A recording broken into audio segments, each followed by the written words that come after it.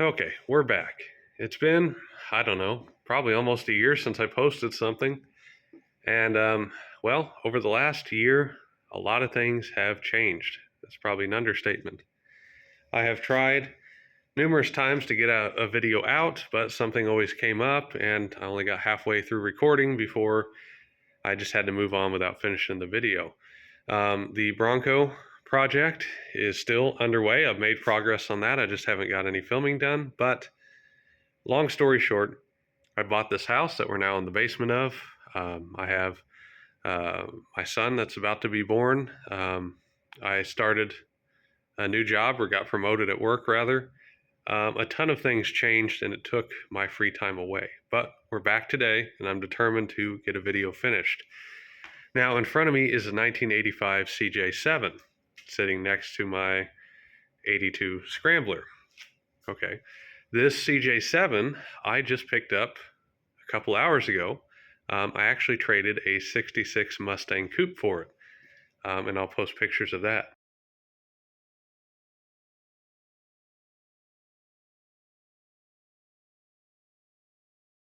Now you may be thinking, why would you trade a 66 Mustang for a CJ?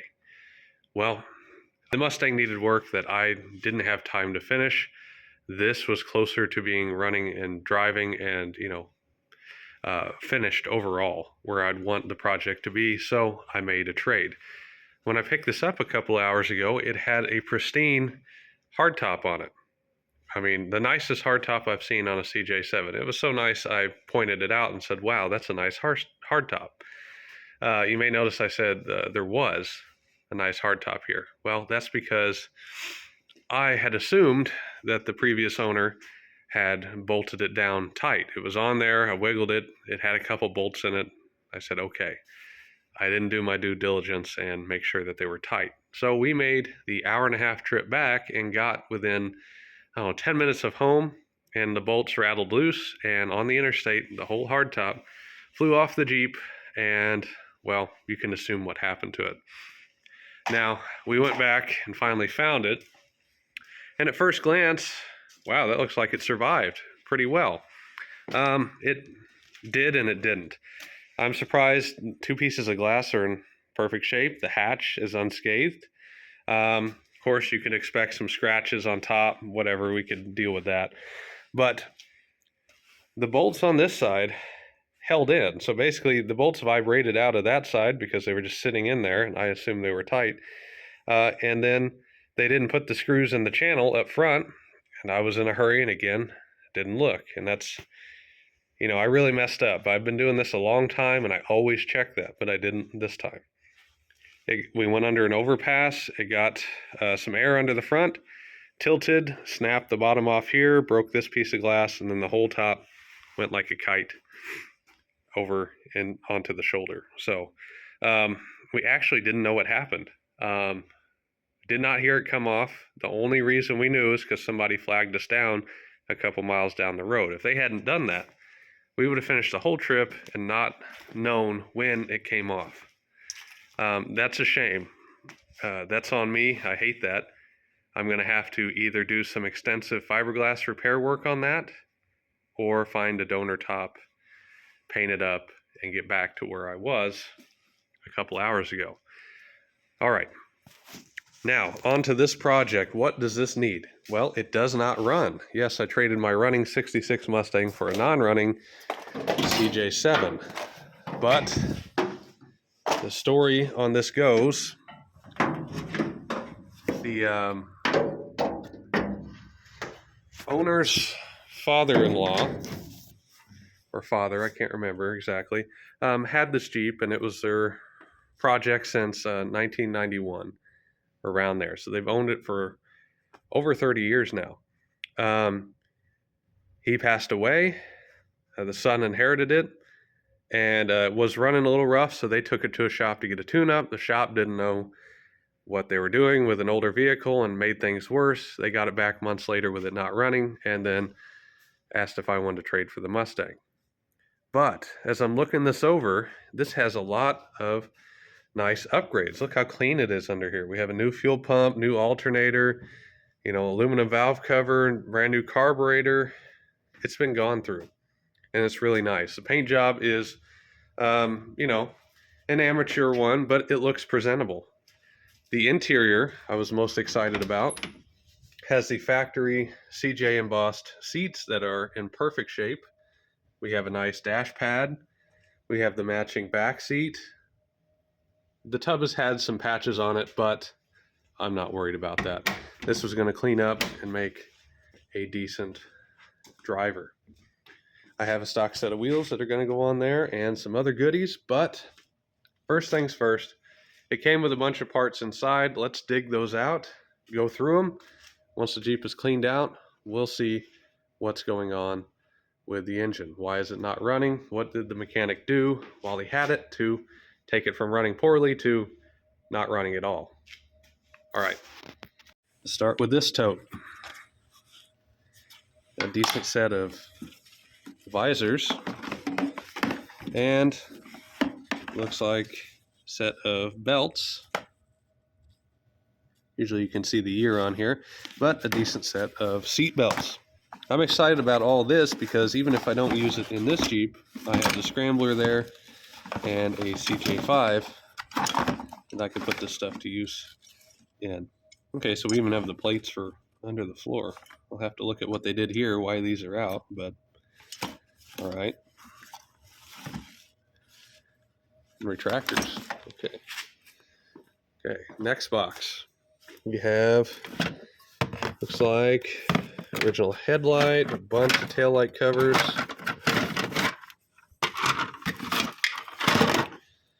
Oh yeah, I don't like those. That covers the taillight. We have a factory jack, which should go under the hood on the fender, I believe. Some belts. Looks like brackets for the tumbling seat in the rear. And a bunch of hardware. Okay. And maybe some engine brackets. Not sure. All right, let's get that out. We also have the rubber for the window that exploded on the hardtop, which is actually reusable. It feels malleable. It's in perfect shape. We got a brand new bikini top right here. Oh, there's some new footman loops. Set that to the side. That with a windshield channel.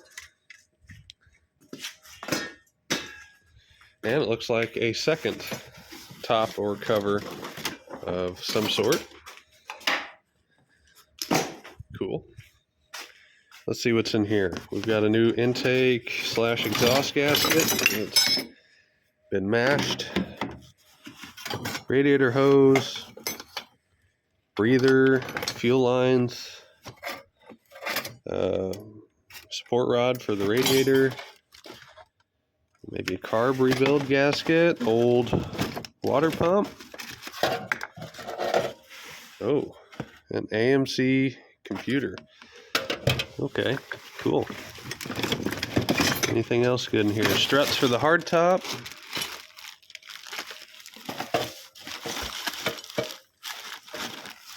Some sort of bushing. New felts for the doors. And all the brackets, it looks like, for the stock electronics, the controls. Yep. Oh, yeah, and Duraspark. Okay. Cool. Let's see about up here. This is what I was excited about. We have several sets of these. New bulbs. Markers. I needed this for my Scrambler, so that's cool. That doesn't go to it, but I'll take it. Coolant reservoir, a new power brake booster and master, another alternator. I think these go right here. And yeah, I think we got through most of the important stuff. More taillights. All right, let me get these boxes out and we'll look at the interior while it's bare. All right, that's what I like to hear. Put power to the Jeep, and we've got Johnny Cash on the radio. So I cleaned everything out. The tub has had a lot of small patches riveted in. The passenger floor is perfect. The driver's floor, of course, has been repaired, and we've got some patches back here. But it's really comfortable. Door panels are nice. Like I said, seats are nice. Factory console. I like it a lot. It's you can tell the difference between this, which is pretty original, and that Scrambler, which has had different seats put in, different stuff swapped out over the years just because it got worn. So it's hard to explain, but you can kind of tell when something's put together right just by how it feels getting in and out of it. Lots of body work. So amateur paint job. They layered on some filler here to smooth out the door, but where it's important, underneath I've checked. It's in pretty good shape. Like I said, it's going to be a good looking driver. All right, now that we got the inside cleaned out, we know it has power. I'm going to get some better light over here, and let's dig into this engine. Okay, I had to figure out another light here because we just couldn't see under the hood. Lighting isn't good in the basement. I can't do much about it. I could drag this over to the shop and use the lift and all the fancy tools, but let's face it, I need something to do at home right now. And instead of working on projects I already have, I thought, well, let's bring this over here and do it with the bare minimum, because I really do only have minimal tools here. But anyway, I got the hood open. I've already looked at the fluids, and all is good. We have nice green antifreeze. I don't know if you'll be able to see that. Come on. Yeah, you can see the edge of that. Okay, we got green coolant in the radiator. Gonna check the power steering. It looks like nice, brand new fluid in there. That's good. I'm gonna check the oil. Same story. We have basically clean, fill focus, brand new oil, not dirty at all.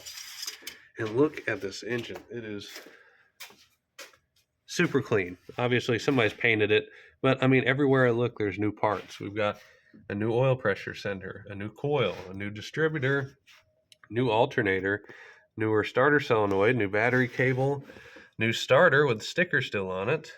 And I didn't notice till now, this thing's got a header, still painted. Somebody really took their time. They said he had this for, like I said, 30 years, and he would just piddle, and this was his relaxation, his way to get away. So not everything is done perfect. The paint, like I said, is, an amateur job, but that's okay.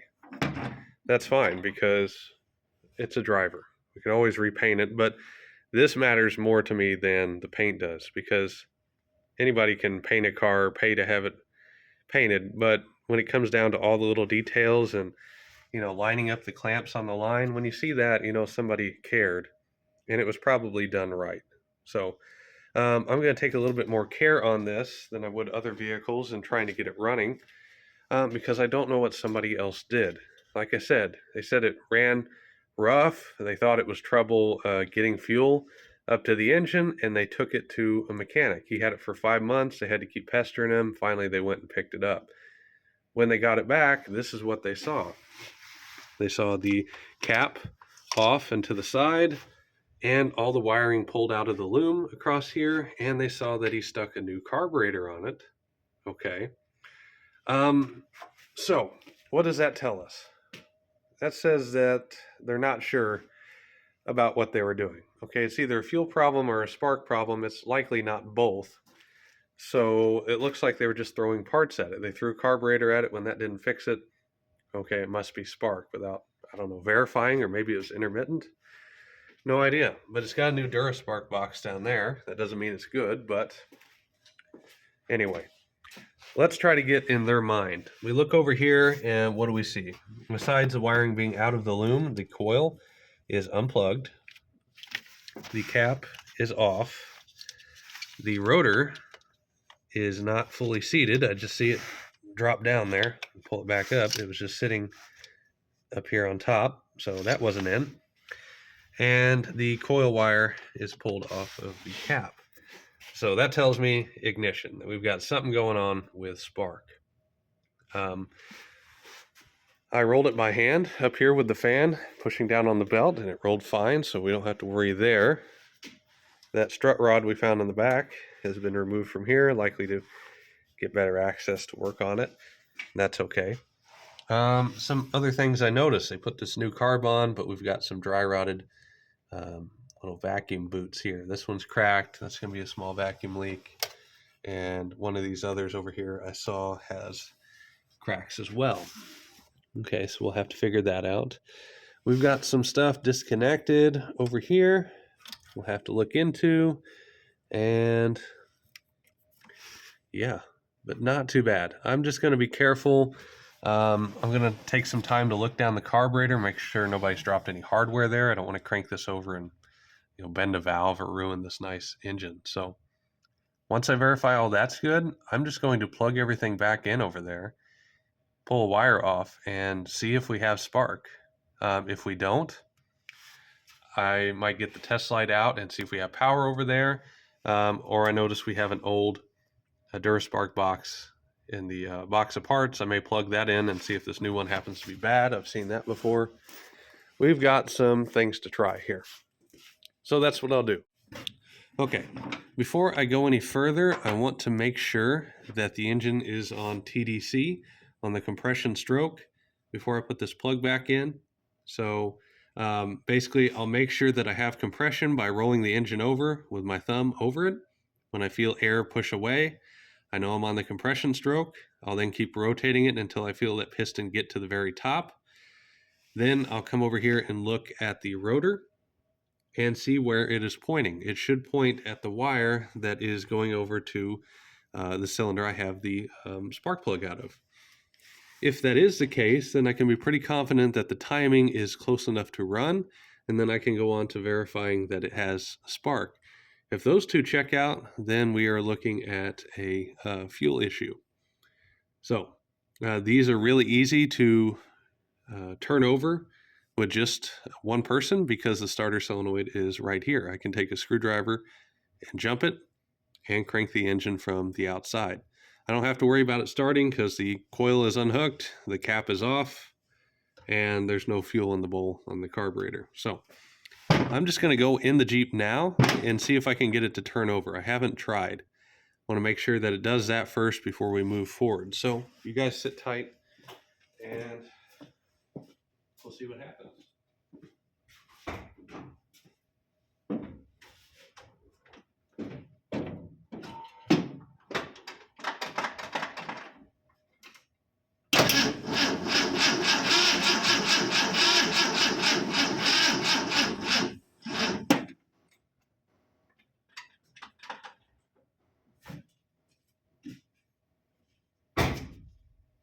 Okay, we have a dead battery, but it does crank.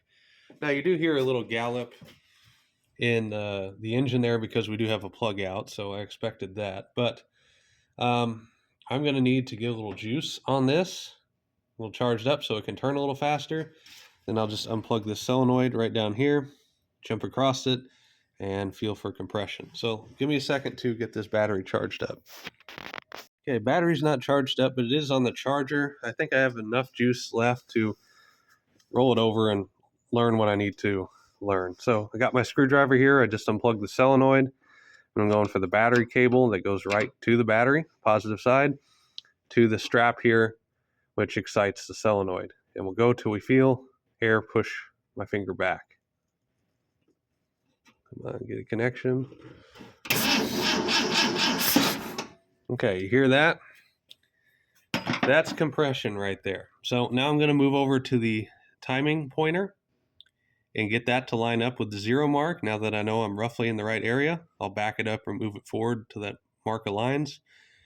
And I'll come out here and see where that's pointed to. It's going to be hard to get the camera in there, so I'll get it aligned and then show you afterwards. Okay, let me show you what I did. So let's see if we can get a look at that timing pointer. Okay, you can see it right there. You see the line and the pulley? That's our timing mark. And then the little teeth on that orange painted part, that is our timing indicator right there. So each tooth represents so many degrees. So on this one, the first tooth, the furthest one to the right, is like 2 degrees after top dead center. The second one from the right is 0, and then counts up 2, 4, 6, 8, going to the left, meaning before top dead center. I had it on 0. I looked and it was close, but it wasn't lined up. So then I thought, well, why not just line it up at what it should be set at base timing, which is, according to the internet, 8 degrees before top dead center. So I counted over 2, 4, 6, 8, lined that mark up with it, and then came over here to the distributor. And this is our number 1. So when I lift that up, that should be pretty close to that. And it is. It's not perfect. Might have to do some timing adjustment, but it's in the ballpark. It's pretty close.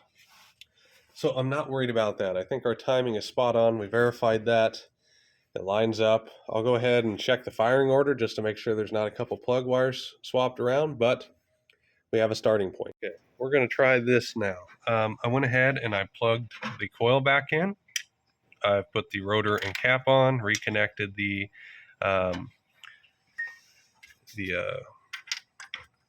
coil lead to the distributor cap, and I've got my number 1 spark plug sitting here on the alternator.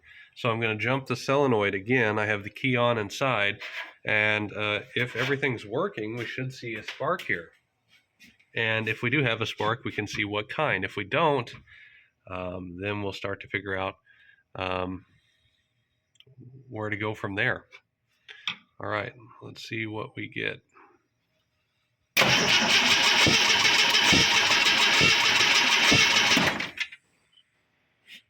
Okay, I didn't really see anything there. Did you guys?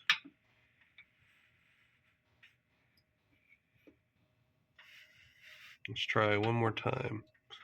If I can get it to, having troubles touching this post here.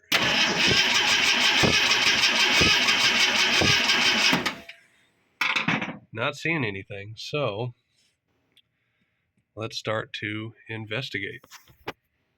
Okay, I did some digging off camera, and I think I figured out the issue. So first of all, I just happen to have the same exact coil that is known good sitting in the back of the scrambler, because the 360 V8 that was in there, the factory distributor, was worn out. The wiring was destroyed, so I just went with an HEI and dropped that in. But the original was sitting in the bed because I recently moved here and was moving my parts over. So I knew that was good, and I wanted to eliminate that as being the culprit. So I plugged that in, tried it, no spark. Okay, so then I went and grabbed the original AMC box and ignition box and plugged that in and tried it, and nothing. So then I decided to start looking at the wiring, because I noticed a lot of tape joints. They use duct tape and then electrical tape over it. But when I untaped it, I just found this factory splice from when it had the extra emission stuff on it. So a good connection there. Then I came down here and saw this and thought, well, I wonder what this goes to. It doesn't go on the solenoid. I was thinking, well, maybe this goes to, maybe the alternator or something else, but I wasn't sure. Then I figured, well, if it's not those and the wiring looks good, it has to be the distributor.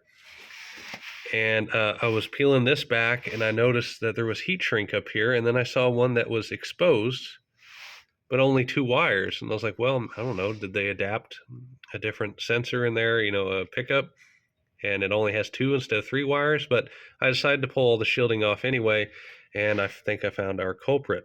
This wire is not soldered or crimped correctly, and it was off of here. So I have the ignition on now, and if I touch it, we hear some sparking. I'm going to assume that's some good sparking, and that means we have ignition. So I'm going to go ahead and fix that connection, and then we'll crank it and see what we get. I'm hopeful. Okay, well, I just scared the crap out of myself, but I figured out the spark issue. As you can see, I tore into the wiring more, trying to figure out what exactly they did. And yeah, it was a combination of things. So one, we had this busted wire right here that I fixed, but we still didn't have spark. So I came over here and I saw that they had put in a new box, but they cut this wire and then spliced into it with this white one. So this has a harness that apparently has been added to make it work without the computer and the emission stuff. The issue is that this plug-in that goes over to the factory box has 3 pins, and the factory box has 4. So basically, and yeah, if you look at the at this, we have one less wire as well. So anyway, what I did was put the original box back in, and then where this 4th one was, I slid the wire in the side and got it to connect with this wire here.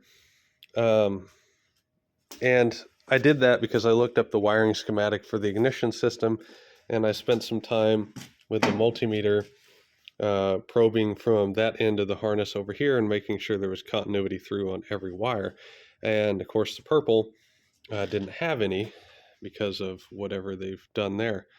But yeah, I turned the key on and went to check for spark, and I just barely bumped the starter and it fired up and started running, and that scared the crap out of me because there's no plug here. So it was just shooting air into my face. I'm in an enclosed basement. It was really loud, but it ran. I actually had to run around and turn the key off. So I think we are onto something here. I need to clean this wiring up. Now that I know there's no hidden junctions in there, I can retape and relume everything and make it look nice and tidy.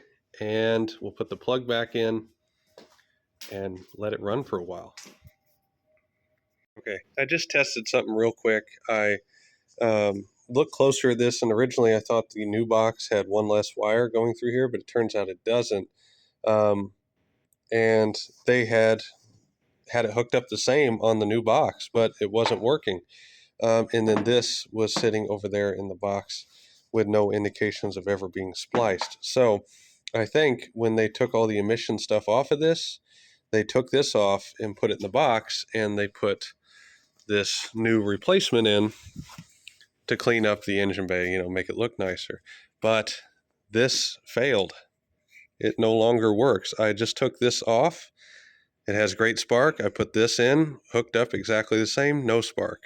Put this back, sparks just fine.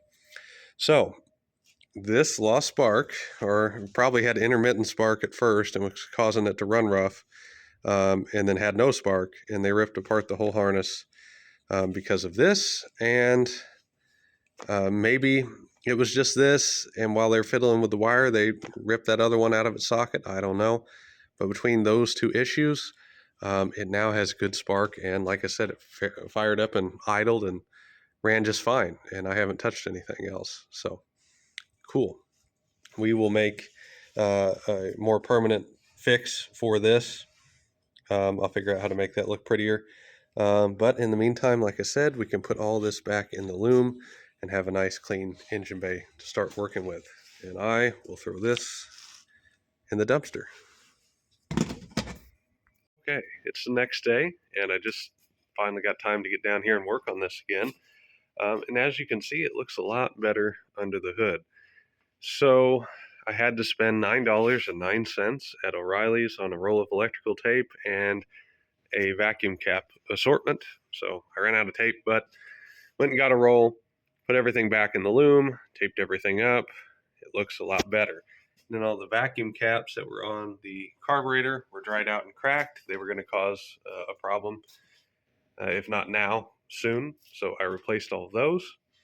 And I was just looking over the Jeep and thinking about trying to get it out and putting around the yard, seeing how it does. I did have the battery on the charger, so it's charged up. But I was thinking back to the issues the seller told me about. So he said it sputtered and backfired. We think we figured that out with the ignition box.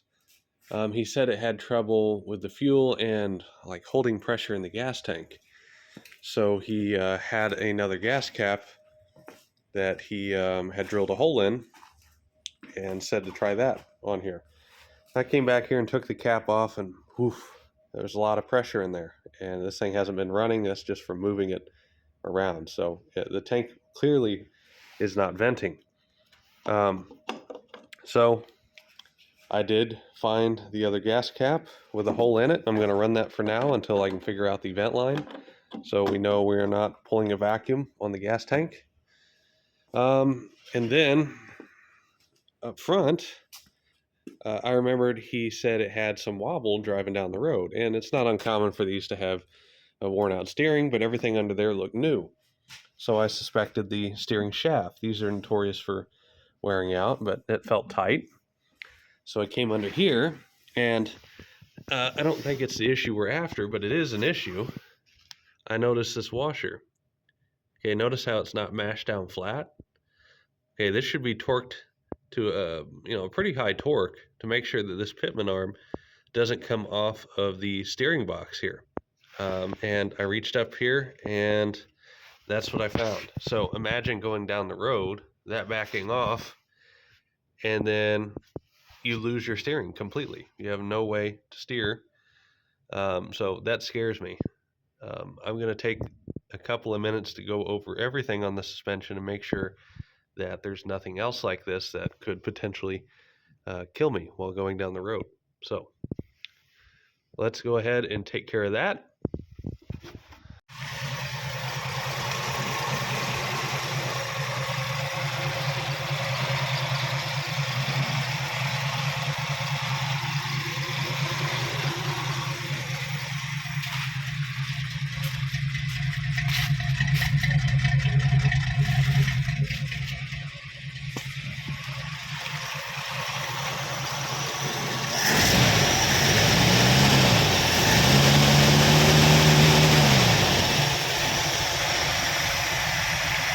All right, well,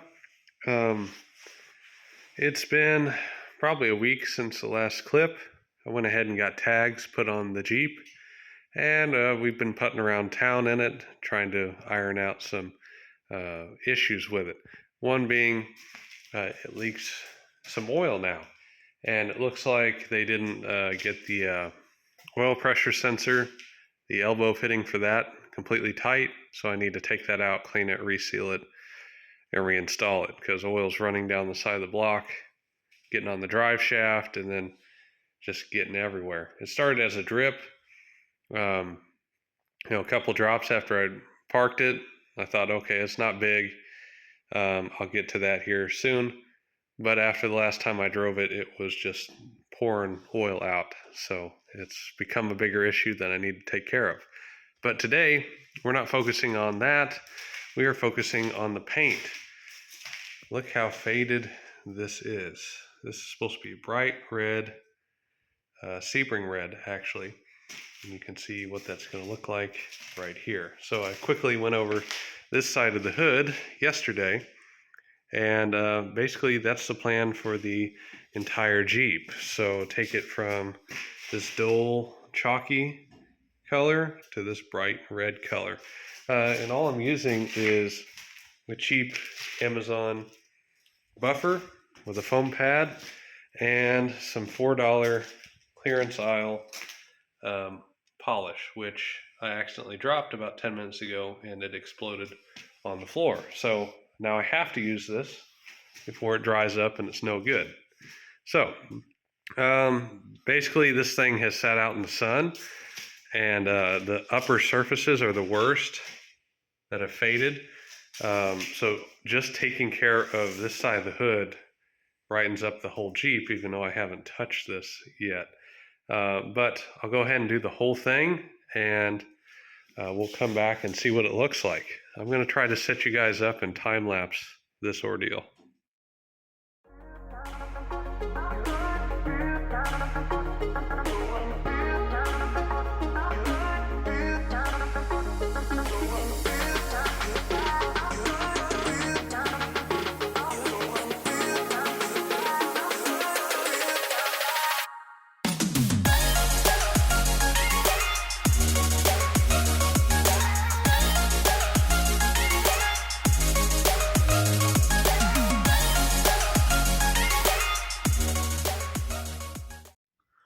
Okay, this is where the project kind of ends. You saw me polishing the paint. After that, my son was born. He came a couple weeks early, and that kind of uh, threw a wrench in the plans. I had to move the project along off camera, so I bought some cheap Renegade graphics, put those on there. I found a hard top I sanded and painted and threw the rear hatch on from the damaged top, and it turned out looking pretty good. Ended up driving it around for a month or two, just enjoying things. We took it to a couple trails and scenic overlooks, and finished it off by adding some new carpet and fixing a couple odds and ends, painting the wheels. It turned out to be a really nice Jeep. I didn't have to, but I ended up putting it up for sale, and it sold within an hour of me listing it. I love how this turned out. We saved it from a carport, and now it's back on the road and in the hands of somebody who's going to care for it. And that's what I'm all about here. So now you can see it driving away with its new owner, but I appreciate everybody watching and look forward to more content like this in the future.